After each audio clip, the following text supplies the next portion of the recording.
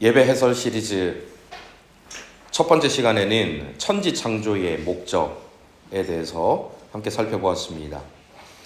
가장 지혜로우시고 가장 선하신 하나님께서 이 세상을 만드시면서 가장 좋은 목적을 가지고 세상을 창조하셨는데, 그 가장 좋은 목적은 바로 하나님 자신이라는 말씀을 드렸습니다.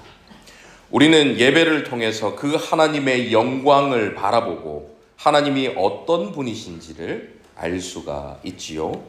예배를 통해서 하나님께로부터 받은 그 찬란한 하나님의 영광을 먼저 받고 그것을 우리가 투영해서 하나님께 하나님의 그 영광을 다시 되돌려 드리는 것, 그것이 바로 예배라는 것을 살펴보았습니다. 이를 통해서 우리가 왜 예배를 드려야 하는지에 대한 답을 얻게 되었지요. 지난주에는 참된 예배가 무엇인지에 대해서 살펴보았습니다. 성령을 통해 진리이신 예수 그리스도가 중심이 되어서 아버지 하나님께 드리는, 성령을 통해 예수 그리스도가 중심이 되어서 아버지 하나님께 드리는 그 예배, 그것이 영과 진리로 드리는 예배, 바로 참된 예배라는 사실을 함께 나눴습니다. 그래서 참된 예배는 성령으로 거듭난 사람이 예수님을 주시라, 예수님을 그리스도라 믿고 부르는 사람만이 드릴 수 있다라는 말씀을 드렸지요. 하나님께서 영원 전부터 저와 여러분을 택하여 주셔서 예수 그리스도에 대한 믿음을 갖게 하시고 영과 진리로 참되게 예배하는 예배자로 세워주셨다라는 것은 자격 없는 저와 여러분에게 주어진 엄청난 특권입니다. 그 특권을 여러분 낭비하지 마시고 온전히 또 충만히 누리실 수 있기를 바랍니다. 오늘부터는 앞으로 우리 교회가 예배를 어떻게 드릴 것인지에 대해서 구체적으로 살펴보도록 하겠습니다. 비교적 좀 신학적이고 이론적인 내용들이 많이 담길 예정입니다. 최대한 어렵지 않게 설명을 드리겠지만 조금은 딱딱한 부분이 있을 수 있으니까 여러분 집중해서 잘 들어주시기를 부탁드립니다. 이제 우리 교회의 예배 순서는 총 4개의 큰 카테고리로 나누어질 것입니다. 그 4 카테고리는 바로 하나님의 부르심, 하나님의 용서하심, 하나님의 말씀하심, 하나님의 보내심입니다.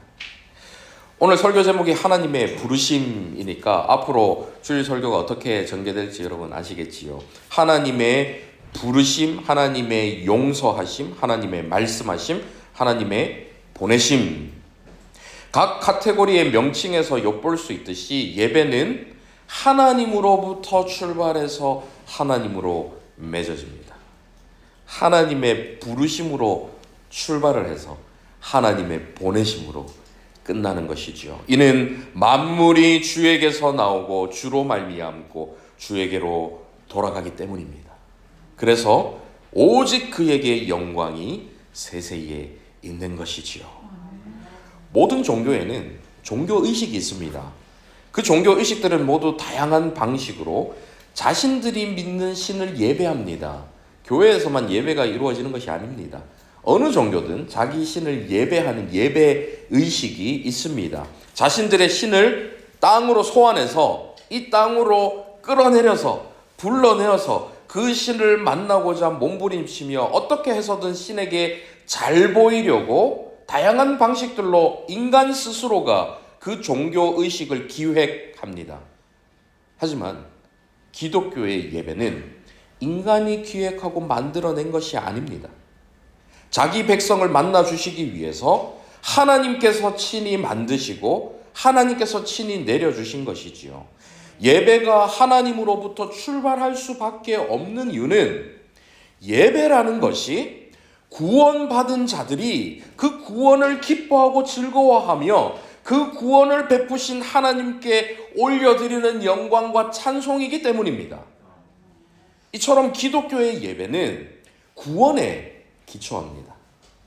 구원을 베풀어 주신 하나님과 그 은혜에 의하여 구원이라는 선물을 받은 하나님의 백성들이 만나고 교제하는 것이 바로 예배인 것이지요.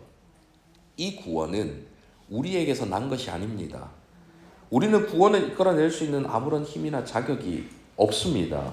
여러분, 본성 그대로의 인간을 한번 보십시오. 얼마나 추악하고 자기밖에 모르는 이기적인 인간인지를. 스스로의 힘으로는 자기 심장 박동 하나 조절할 수 없는 나약한 인간임을 보십시오. 그렇게 선하지도 않고 전능하지도 않는 인간이 자기 스스로의 힘으로 자신을 구원할 수 있다고 여기는 것 자체가 말도 안 되는 일이지요. 하나님께서 먼저 찾아와 주셔서 이 구원이라는 것을 일방적으로 주시지 않았다면 결코 우리는 얻을 수 없는 것이 바로 이 구원입니다. 구원이 하나님께로부터 온 것이기 때문에 그 구원으로 인해 기뻐하고 감사하는 예배 역시 하나님께로부터 온 것임을 알 수가 있습니다. 애초부터 구원이라는 것이 없었으면 그 구원에 대해서 우리가 기뻐하는 것 역시 있을 수 없기 때문입니다. 구원에 대한 기쁨이라는 것을 조금 더 엄밀하게 말씀드리면 우리는 우리의 구원이 아니라 우리를 구원하신 구원의 하나님을 기뻐하고 즐거워해야 하는 것입니다. 하박국 3장 18절을 한번 보십시오. 나는 여호와로 말미암아 즐거워하며 나의 구원의 하나님으로 말미암아 기뻐하리로다. 나의 여호와로 말미암아 즐거워하며 나의 구원 그 자체가 아니라 그 구원을 주신 구원의 하나님으로 인해서 하나님으로 말미암아 기뻐한다라는 고백이지요. 따라서 우리의 예배는 철저하게 하나님의 주도로 시작된 것이고 구원을 주신 하나님과 구원받은 자들의 이 관계가 핵심입니다. 하나님과의 이 관계가 핵심이고 관계 중심적이라는 말을 조금 더 어렵게 표현을 하면 바로 언약 중심적이라는 말이 될 수 있을 것입니다. 성경은 여러분 잘 아시다시피 구약과 신약으로 이루어져 있습니다. 구약, 신약, 이 약이라는 것이 바로 언약입니다. 구원의 하나님과 구원받은 자들이 백성들이 맺은 약속, 그 약속이 바로 언약인 것이죠. 하나님께서는 아브라함을 부르시고 그와 언약을 맺어주십니다. 원래 언약이라는 것은 서로 대등한 사람들끼리 맺는 것입니다. 같은 위치에 있는 사람들이 약속하는 것이 바로 언약입니다. 하지만 언약을 맺는 당사자인 구원받은 사람들은 하나님과 대등한 관계가 아닙니다.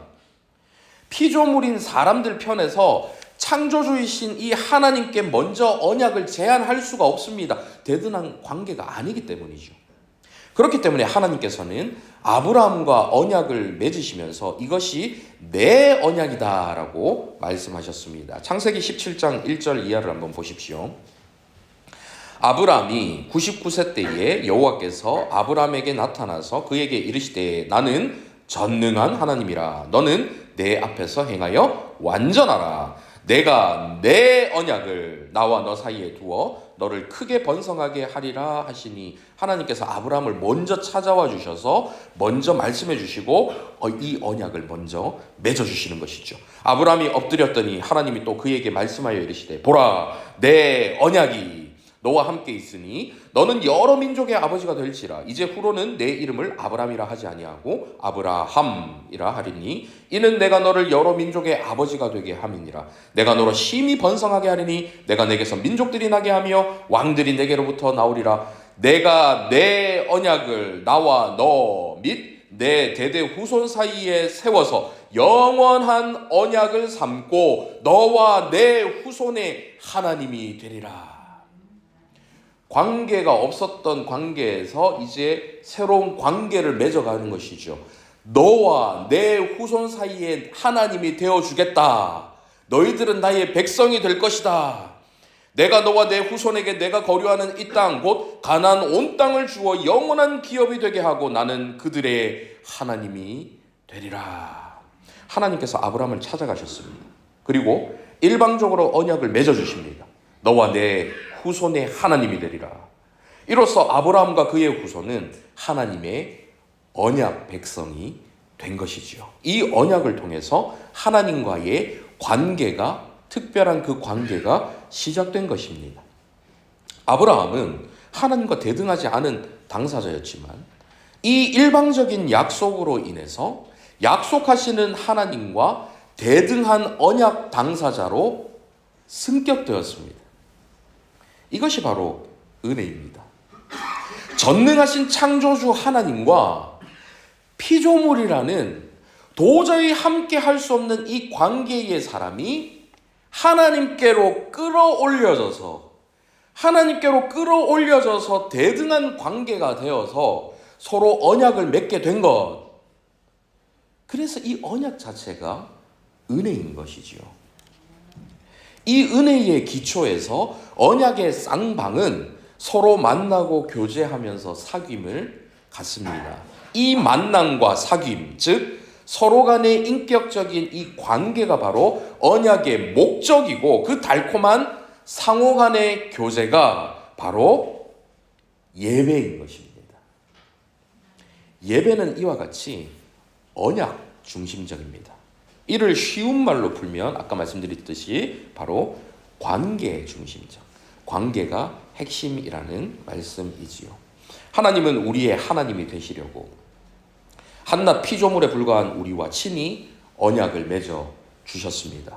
하나님의 백성으로 만들어 주신 것이지요. 그래서 사도는 고린도전서 15장 10절에서 이렇게 고백합니다.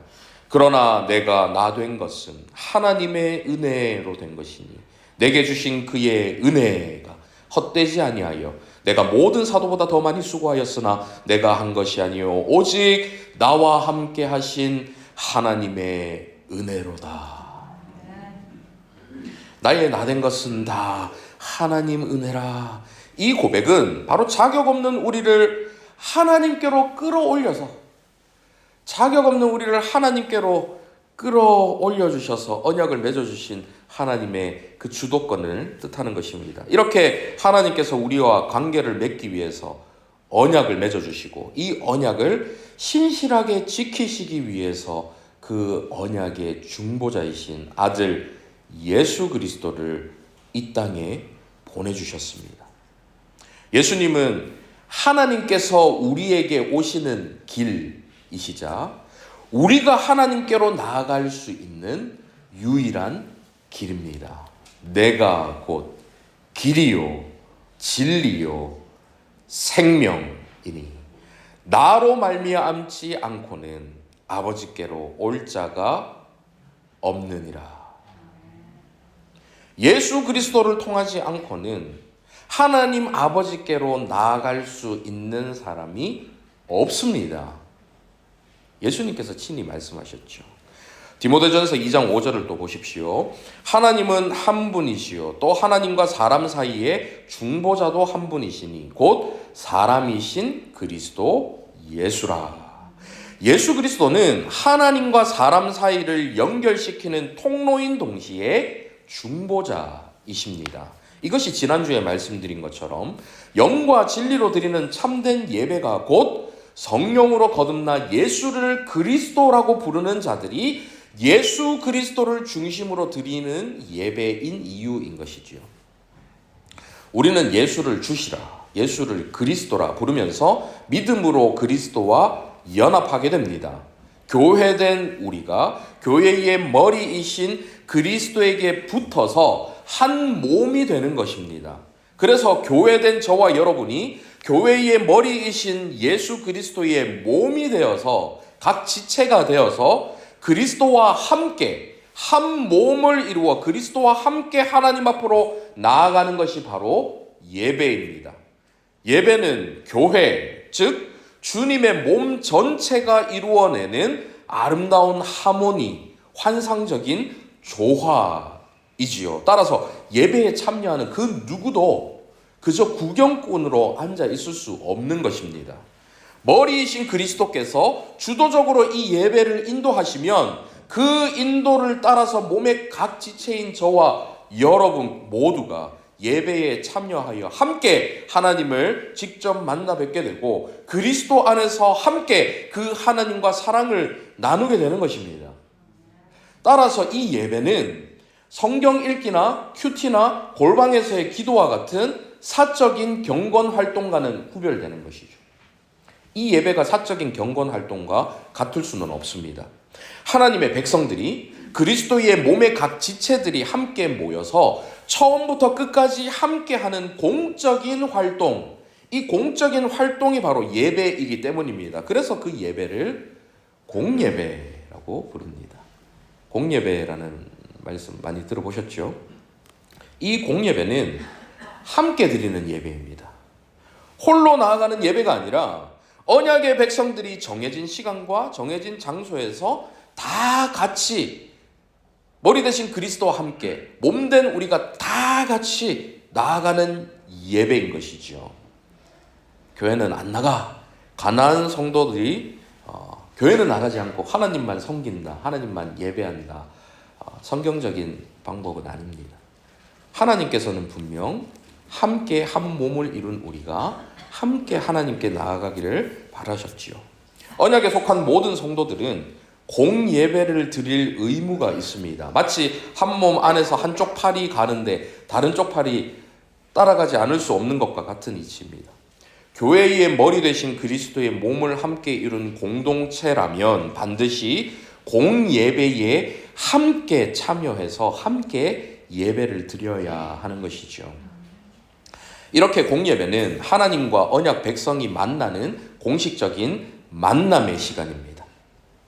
따라서 이 예배에는 다른 어떤 모임보다도 질서가 있어야만 합니다. 하나님께서 기뻐하시는 방식으로 예배가 드려져야 하는 것이지요. 하나님과의 이 공식적인 만남은 인간이 먼저 나서서 주선한 만남이 아닙니다.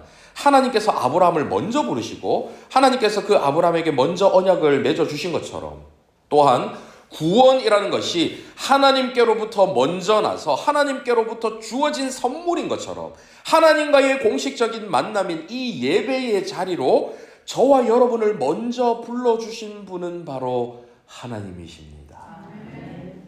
오늘 본문을 한번 보십시오. 오늘 본문 함께 읽어보시겠습니다. 시작. 내가 호렙산에서 내 하나님 여호와 앞에 여호와께서 내게 이르시기를 나에게 백성을 모으라. 내가 그들에게 내 말을 들려주어 그들이 세상에 사는 날 동안 나를 경외함을 배우게 하며 그 자녀에게 가르치게 하리라 하시네. 하나님께서 친히 애굽 땅 종되었던 곳에서 이스라엘 백성들을 구원하여 약속의 땅으로 인도하셨지요. 이스라엘 백성들이 출애굽한 후에 가장 먼저 도착한 곳이 바로 시내산입니다. 오늘 본문 신명기에서는 호렙산이라고 불리는 곳인데 같은 장소입니다. 하나님께서 이 시내산에 친히 강림하셔서 하나님의 백성들을 불러 모으십니다. 나에게 백성을 모으라. 하나님의 이 부르심 없이 우리는 하나님 앞으로 나아갈 수가 없습니다. 모으라라는 이 말에서 회중이라는 말이 나왔고 나중에는 이것이 교회라는 말로 번역이 된 것이죠. 교회는 사람이 만들어낸 것이 아닙니다. 하나님께서 직접 불러 모으셔서 교회를 만들어 주셨습니다. 이렇게 하나님께서 백성들을 친히 부르시고 모으셔서 어떤 명령을 하십니까? 내가 그들에게 내 말을 들려주어 그들이 세상에 사는 날 동안 나를 경외함을 배우게 하며 띄워주세요. PPT. 그 자녀에게 가르치게 하리라. 하나님을 아는 지식을 배우고 하나님을 경외하는 법을 배우는 모임. 이것이 바로 교회이고 그렇게 모여서 하나님을 경외하는 것이 바로 예배인 것입니다. 하나님께서 친히 모으셔서 교회를 만들어 주셨고 그렇게 하나님을 함께 모여서 경외하는 예배를 드리게 하셨지요. 그래서 교회와 예배는 하나님께서 직접 만들어 주신 것입니다. 하나님께서 불러주셔서 하나님의 회중이 생겼고 하나님의 부르심에 의해서 이스라엘이 하나님을 예배하는 회중이 될 수 있었지요. 따라서 예배의 시작도 이 하나님의 부르심, 즉 예배로 불러주시는 하나님의 음성으로 시작하는 것이 가장 바람직하다라고 볼 수 있는 것입니다. 많은 교회들이 보통 예배 전에 찬양으로 우리의 마음을 준비합니다. 우리가 은혜 받을 준비를 하는 것이지요. 그래서 심지어는 준비 찬송이라는 말도 쓰기도 합니다. 찬송이라는 것은 그 자체로 하나님께 올려드리는 것이 되어야지 뭔가를 준비하기 위해 부르는 노래가 하나님께 올려드리는 찬송이라고 할 수가 없을 것입니다. 예배 전에는 찬양을 하면 안 된다라는 것이 아니라 예배 전에 찬양하는 것이 무엇인가를 준비하는 것이 되어서는 안 된다는 것이죠. 오히려 예배 전에 만약에 찬양을 하려면 그 찬양 자체가 예배의 시작이 되어야 되는 것입니다. 그 찬양이 예배가 되어야 되는 것이죠. 그래서 준비 찬송이라는 말은 바람직한 용어라고 할 수는 없습니다. 예배 자체, 찬양 자체가 예배가 되기 위해서는 찬양의 주제가 하나님의 영광을 높여드리는 영광송, 즉 송영의 찬양이 되어야 하지 자기 고백적인 찬양이나 우리의 은혜와 간구가 주제가 되는 찬양은 합당하지 않습니다. 예배 전 찬양이 때로는 마치 그 찬양으로 하나님을 이 예배의 자리로 불러 모시려고까지 하는 경우도 있습니다. 조금 심하게 얘기하면 하나님을 하늘에서 끌어내리려는 그런 시도로 여겨지는 경우도 있습니다. 이곳에 오셔서 이곳에 앉으소서 이곳에서 드리는 예배를 받으소서. 참 은혜로운 찬양인데요. 하나님의 임재하심을 간구하는 마음으로 드리는 찬양으로 이해되면 좋겠지만 이 찬양으로 마치 하나님의 임재를 이끌어내려고 한다라면 그것은 신중하게 생각하며 이 찬양을 불러야 할 것입니다. 하나님은 우리가 오시라고 한다고 오시고 가시라고 한다고 가시는 분이 아니십니다. 특별히 하나님과의 만남인 이 공예배 자리는 하나님께서 먼저 불러주셔서 우리를 예배자로 세워주시지 않으셨다면 우리는 감히 그 하나님 앞에 설 수가 없습니다. 하나님께서 먼저 불러주셔서 우리가 예배의 자리로 나아가는 것이지 우리의 자격이나 우리의 의지로 하나님께 왔다라고 생각하면 안 되는 것이지요. 오늘 날이 좋아서 오늘 기분이 좋아서 본당에 가서 한번 예배 드려볼까? 우리가 우리 의지대로 나온 것처럼 생각하실지도 모르겠지만 저와 여러분이 이 자리에 있는 것은 저와 여러분의 생각으로 된 것이 아닙니다. 하나님께서 저와 여러분을 예배자로 불러주셨기 때문에 가능한 것이지 저와 여러분의 생각으로 감정으로 이 시간 이 자리에 앉아 계신 게 아니라는 말씀입니다. 우리 교회는 영상으로 예배를 시작하지요. 앞으로도 계속 그렇게 할 텐데요. 영어 찬양이 앞에 나와서 조금 어색한 분들도 아마 계시리라 생각합니다. 사실 예배를 준비하며 기도로 우리가 준비하기 위해서 이 영상을 만들었고 카운트다운 시간도 만든 것이죠. 거기에 영어 찬양을 넣은 것은 영어를 좋아해서가 아니라 오히려 한국말로 전해지는 이 찬양이 기도하시는데 조금 방해가 되시지 않을까 하는 생각에 영어 찬양을 넣었고, 그래서 기도하실 분들은 좀 기도에 집중하실 수 있도록, 또 찬양을 통해서 또 함께 은혜를 누리실 분, 또 하나님을 찬양하실 분들은 하나님께 영광을 올려드리는 이 찬양을 통해서 함께 찬양하시라고 의도적으로 넣었습니다. 조금 불편하시더라도 양해해 주시기를 바라고요. 그리고 나서 우리는 영상으로 시작합니다. 하나님께서 어떤 분이신지를 영상을 통해서 짧게 소개를 하지요. 우리가 하나님 앞으로 나아가면서 하나님께서 어떤 분이신지를 알고 나가자는 것입니다. 우리가 예배하는 하나님이 어떤 분이신지를 알고 나가자는 뜻이죠. 그런 의도를 담아서 영상을 만들었는데, 물론 여러분들께서 느끼시기에 조금 적응이 잘 안 되시고 좀 불편하신 분들도 당연히 계시리라 생각합니다. 또 한편으로는 이 영상이 너무 좋다고 막 하루에 몇 번씩 보신다라는 분도 계시고요. 어떤 교회에서는 이 영상 좀 자기들 교회에서 틀면 안 되겠냐고 달라고 하신 그런 교회도 있었습니다. 이렇게 호불호가 좀 나눠질 수 있는 영상이지만 어떤 의도로 이 영상을 지금 담고 이걸로 시작하는지를 여러분들 좀 생각해 주시고 양해해 주시기를 바랍니다. 앞으로 우리가 바꿔서 진행할 예배 순서가 사실은 좀 굉장히 전통적이고 어느 정도 그 순서가 지금 현재보다는 조금 더 늘어날 것입니다. 그래서 이 예배 순서가 늘어나고 전통적이다 보니까 느낌 자체가 너무 전통적인 느낌으로 가지 않기 위해서 조금은 영상미가 세련된 그런 영상을 또 준비한 그런 의도도 있습니다. 다양한 것을 생각해서 준비한 것이라는 걸 여러분이 기억해 주시고요. 앞으로 우리 서울제일교회 예배의 시작은 하나님의 부르심으로 시작이 될 것입니다. 예배 순서 PPT를 한번 띄워주시기 바랍니다. 하나님의 부르심이라는 이 카테고리 안에는 예배로 부르심에 대한 우리의 응답, 삼위 하나님의 인사, 영광 찬송, 신앙 고백, 이 순서들이 하나님의 부르심이라는 첫 번째 카테고리에 들어가게 될 것입니다. 이제 우리 교회 홈페이지가 좀 있으면 이제 오픈이 될 텐데요. 홈페이지에도 다 올려져 있고 앞으로 바뀔 우리 주보에도 이 순서대로 기재가 될 것입니다. 참고하시길 바라고요. 하나님의 부르심이라는 이 카테고리 안에서 구체적으로는 예배로 불러주시는 하나님의 음성으로 예배를 시작할 것입니다. 앞서 공예배는 하나님과의 공적인 만남이기 때문에 질서 있게 진행되어야 한다라는 말씀을 드렸습니다. 그 질서를 위해서 예배로 부르시는 하나님의 말씀을 하나님을 대신하여 전하는 자는 말씀을 맡은 자, 즉 목사라는 직분자가 맡아 하는 것이 합당할 것입니다. 목사는 하나님을 대신해서 하나님의 말씀을 낭독함으로 하나님의 백성들을 예배의 자리로 부릅니다. 우리는 믿음으로 목사라는 한 사람의 이 목소리를 통해서 친히 자기 백성을 부르시는 하나님의 음성을 믿음으로 듣는 것이지요.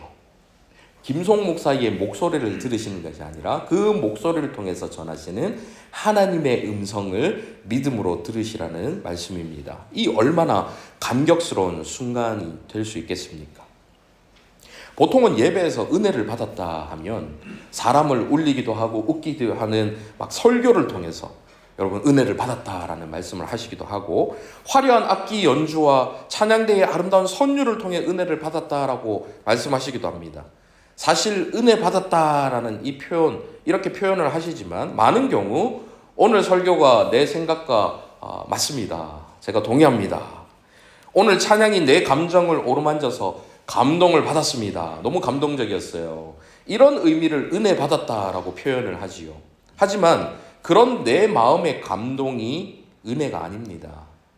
그런 지적인 동의가 은혜가 아니지요. 자격 없는 자를 하나님과 동등한 위치로 끌어올려 주셔서 거룩하신 하나님 앞으로 나아갈 수 있게 불러주신 그 자체가 바로 진정한 은혜인 것입니다. 그래서 원래라면 예배의 자리로 들어오는 그 순간부터 은혜를 받을 수밖에 없습니다. 진짜 예배를 드리는 분들은 예배의 자리에 나오시는 그 순간부터 은혜를 받을 수밖에 없는 거예요. 본당으로 들어오면서 오늘도 하나님께서 나를 이 자리 가운데로 불러주셨구나. 그 생각에 감격할 수밖에 없는 것입니다. 왜 이런 감격이 없을까요? 모르기 때문입니다. 이 자리가 지금 어떤 자리인지를 모르기 때문에 감격이 없죠. 모르면 이런 감격이 있을 수 없습니다. 귀한 것을 귀한 것으로 아는 사람만이 그 귀한 것을 누릴 수가 있는 것입니다. 명품 가방을 선물로 받았는데 그게 수천만 원짜리 명품 브랜드인지 아는 사람은 그 가치를 아는 만큼 감사가 있겠지요. 근데 무슨 빗똥 이름이 웬 똥이야 하면서 그 가치를 모르는 사람은 아무리 좋다고 말하면서 주어도 그 좋은 줄 모르는 것입니다. 조금 다른 비유이지만 건강을 잃어본 사람만이 건강이 얼마나 소중한 것인지 아는 것처럼 죄로 인해 비참한 존재가 된 나 자신에 대해서 아는 사람만이 그런 비참한 나 자신을 거룩하신 하나님께서 친히 불러주셔서 이 예배의 자리로 나올 수 있도록 만들어주신 이 자체가 얼마나 소중한 것인지를 아는 것이죠. 이런 소중함을 알면서 예배의 자리로 나오는 사람이 늦을 수 있을까요? 억지로 꾸역꾸역 벌 받을까 봐 나올 수 있을까요?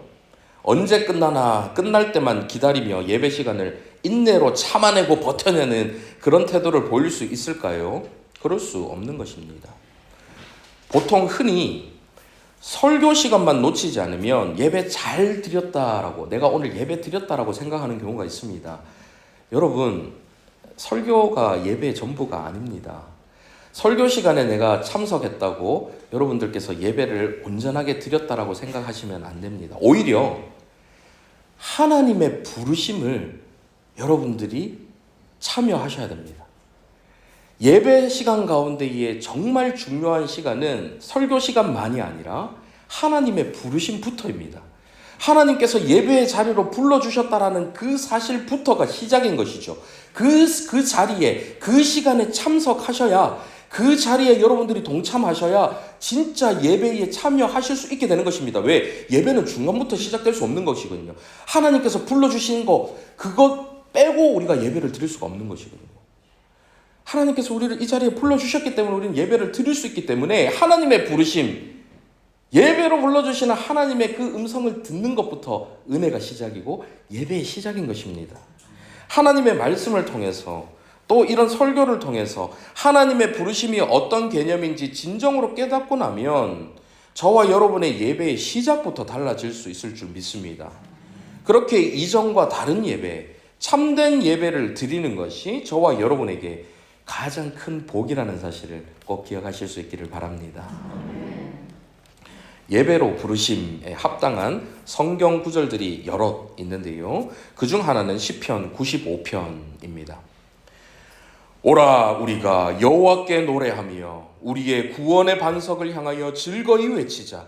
우리가 감사함으로 그 앞에 나아가며 시를 지어 즐거이 그를 노래하자. 여호와는 크신 하나님이시요 모든 신들보다 크신 왕이시기 때문이로다. 목사가 하나님을 대신해서 예배로 부르시는 하나님의 말씀을 낭독할 때에 여러분은 그 목사의 목소리 속에서 하나님의 음성을 들으시는 것입니다. 이렇게 저와 여러분을 예배 자리로 불러주시는 하나님의 음성을 듣고 나면 여러분들께서 지금처럼 아멘으로 화답하신 후에 그 부르심에 대한 우리의 응답을 하나님께 올려드릴 수가 있습니다. 16세기 종교개혁의 핵심 중 하나가 바로 예배의 개혁이었는데요. 이 개혁자들은 예배를 어떻게 시작해야 하는가를 분명하게 이해하고 있었습니다. 전통적으로 개혁자들은 시편 124편 8절의 말씀으로 예배의 시작을 알렸습니다. 함께 읽어보실까요? 시작. 우리의 도움은 천지를 지으신 여호와의 이름에 있도다. 이 말씀이 곧 예배로 부르시는 하나님의 음성에 대한 우리의 반응이라고 할 수가 있습니다. 핵심은 어떤 구절을 읽느냐 있는 것이 아니라 어떤 의미를 담아서 그 순서들을 행하는가 하는 것에 달려 있습니다. 하나님께서 먼저 우리를 예배의 자리로 불러주셨다라는 것, 예배의 주도권이 하나님께 있다라는 이 사실과 우리는 그 주도적인 부르심에 의해서, 그 초청에 의해서 예배의 자리에 불려왔다라는 것을 명심해야 하는 것이죠. 그리고 그 부르심에 대한 상호 반응으로 하나님께 우리의 도움이 오직 천지를 지으신 여호와의 이름에 있다라고 고백하는 것입니다. 이 고백을 통해서 예배의 자리로 불러주신 하나님께 우리의 헌신과 충성을 서약하는 것이지요.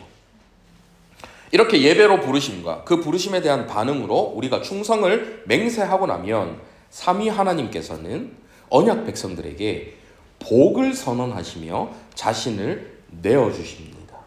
복의 근원이신 하나님께서 복을 선언해 주심으로써 복의 근원이신 하나님 자신을 내어주시는 것이죠.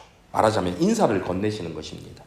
이 인사는 단순한 인사가 아닙니다. 하나님께서 예배의 인도자인 이 목사를 통해서 하나님 자신을 내어주시는 시간이지요. 목사는 보이지 않는 하나님을 대신해서 두 손을 들고 삼위 하나님의 이름으로 복을 선언합니다.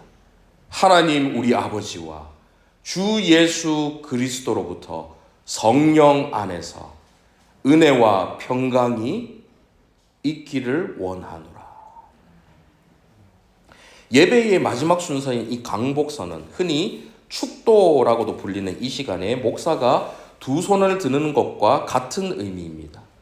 두 손을 드는 행위를 통해서 하나님께서 언약 백성들과 함께 하시겠다라는 그 약속을 신실하게 지금 지켜주고 계시다라는 사실을 여러분들께서 실제적으로 경험하고, 모든 회중들은 높이 들려진 이 목사의 두 손을 통해 보이지 않으시는 하나님의 임재를 믿음으로 바라보며 예배로 들어가는 것입니다. 하나님의 말씀을 낭독하는 예배로의 부름에 그 낭독의 목사의 목소리를 하나님의 음성으로 믿음으로 들으시는 것처럼, 목사의 이 들려진 두 손을 여러분들께서 바라보시면서 두 손 들고 축복하시는, 복을 주시는 하나님을 바라보시는 것이죠. 목사가 무슨 복을 가지고 있어서 두 손을 들면 여기서 신비로운 뭐가 나가서 손을 드는 것이 아닙니다. 하나님을 대신해서 손을 들어 하나님을 보여드리는 것이죠. 이러한 복의 선언은 초대교회 때부터 내려오던 전통입니다. 따라서 목사가 두 손을 들고 복을 선언하는 이 삼위 하나님의 인사와 예배의 제일 마지막 순서인 강복 선언 시간에는 여러분도 눈을 뜨고 목사의 두 손을 바라보시는 것이 좋습니다. 아시는 분은 아시겠지만 제가 강복 선언을 할 때는 제가 눈을 뜨고 여러분 한 분 한 분을 바라보면서 강복 선언을 합니다. 지금 여러분들 기도하시면서 이렇게 눈을 감고 계셔서 아마 모르실 텐데요. 지금 현재 예배 순서는 우리 기도 직후에 강복 선언에 들어가기 때문에 중간에 눈을 뜨는 것이 아마 좀 어색하실 것입니다. 하지만 앞으로 예배 순서가 바뀌면 여러분도 눈을 뜨고 목사의 손을 바라보시는 것이 이 의미를 되새기는데 더 도움이 되겠지요. 이 강복 선언이라는 것은 축복을 간구하는 기도, 축도의 시간이 아니라 하나님께서 약속하신 복을 선언하는 시간이기 때문입니다. 그렇다고 지금까지 했었던 축도가 틀렸다라는 의미는 전혀 아닙니다. 여러분 오해하지 마십시오. 높이 들린 목사의 그 두 손을 통해서 복을 하나님 앞에 하나님의 복을 전달하는 그런 의미의 강복 선언을 하기 때문에 이제까지 제가 여러분께 설명드렸던 이 이유로 시작과 끝을 하나님께서 주도하신다라는 것을 강조하기 위해서, 그래서 두 손을 들고 여러분들은 눈을 뜨고 그 모습을 바라보면서 하는 것입니다. 하나님을 대신하여 두 손 들고 복을 선언하면서 시작하고 복을 선언하면서 끝을 맺는다라는 것을 의도적으로 강조하는 것이죠. 삼위 하나님의 이 인사 시간이 지나면 그 인사에 대한 우리의 반응으로 이제 하나님께 영광을 올려드리는 영광 찬송이 이어집니다. 주의 영광 이곳에 가득해 우린 선의 주님과 함께 찬양하며 우리는 전진하리 모든 열방 주 볼 때까지. 저와 여러분이 할 수 있는 최선의 것, 최상의 것으로 하나님의 영광을 찬양하는 시간이지요. 이 순간 하나님의 영광이 이 자리 가운데에 가득 들어차는 그 놀라운 역사를 경험할 수 있다면 여러분 얼마나 감격이 넘치는 예배가 될 수 있겠습니까? 저는 지금 단순히 예배 순서를 여러분에게 설명하는 것이 아닙니다. 그 순서에 담긴 의미들을 되새기며 매 예배 순서마다 살아계신 하나님과 교제하는 기쁨을 누리신다면 그 예배의 모든 순간들이 은혜가 넘치고 감격이 넘치는 순간이 될 수 있음을 말씀드리고 있는 것입니다. 한순간 한순간 놓치지 않고 매 순간마다 찾아오시는 하나님, 여러분들을 불러주신 그 하나님, 전능하신 그 하나님을 만나 뵙는 것이죠. 예배의 첫 번째 카테고리, 하나님의 이 부르심에 속한 마지막 순서는 신앙 고백입니다. 예배 가운데 신앙을 고백하는 것은 초대교회부터 시작된 전통입니다. 사도들의 가르침에 근거한 이 사도신경이라는 것은 우리가 믿는 바가 무엇인지를 고백하는 것이 아니라 우리가 믿는 분이 누구이신지를 고백하는 것입니다. 성부, 성자, 성령, 삼위 하나님을 믿는다라는 고백을 다른 사람들도 들을 수 있도록 공적으로 하는 것이죠.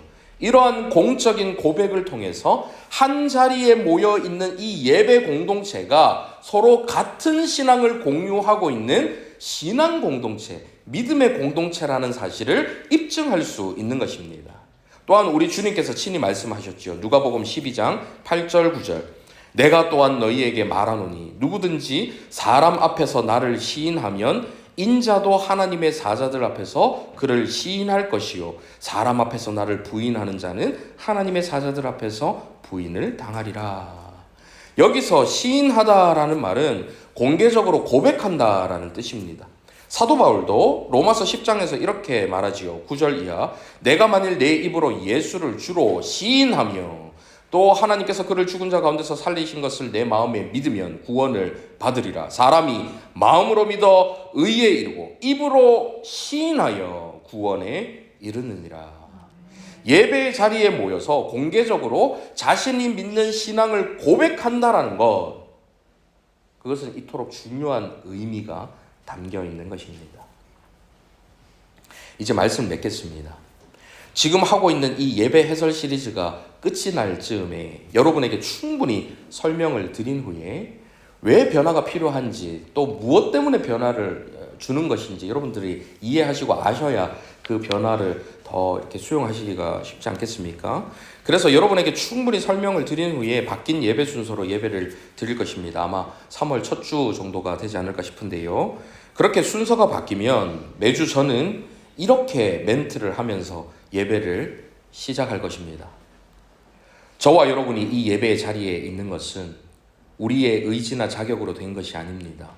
영원전부터 저와 여러분을 예배자로 택하시어 이 예배의 자리로 불러주신 우리 하나님의 은혜로 된 것이지요.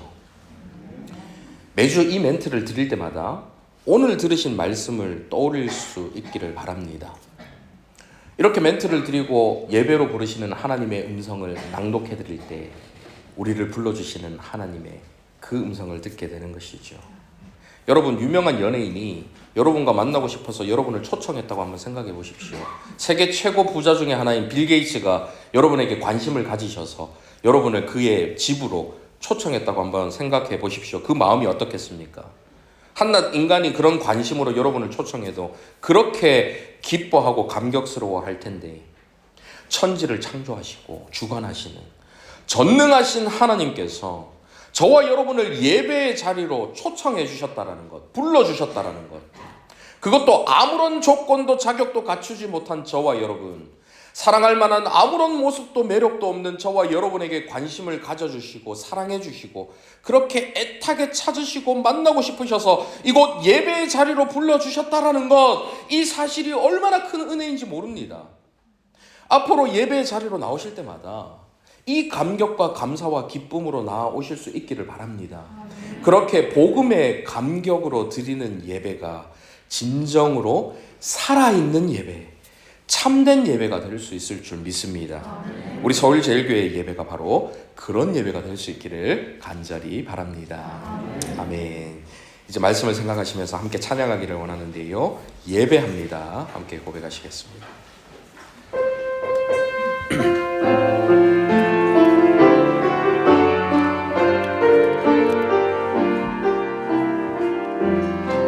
완전하신 나의 주, 완전하신 나의 주, 의의 길로 날 인도하소서. 행하신 모든 일 주님의 영광 다 경배합니다. 예배합니다. 예배합니다. 찬양합니다. 주님만 날 다스리소서.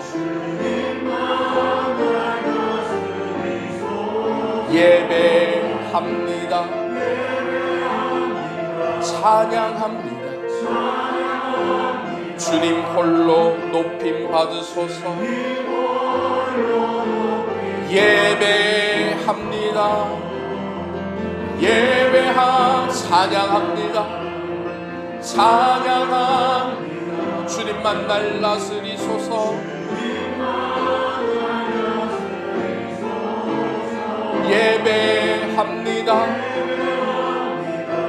마음 다해 찬양합니다. 주님 홀로 영광, 홀로 높임 받으소서. 부르신 곳에서 나는 예배하네. 어떤 상황에도 나는 예배하네. 부르신 곳에서 나는 예배하네. 어떤 상황에도 나는 예배하네.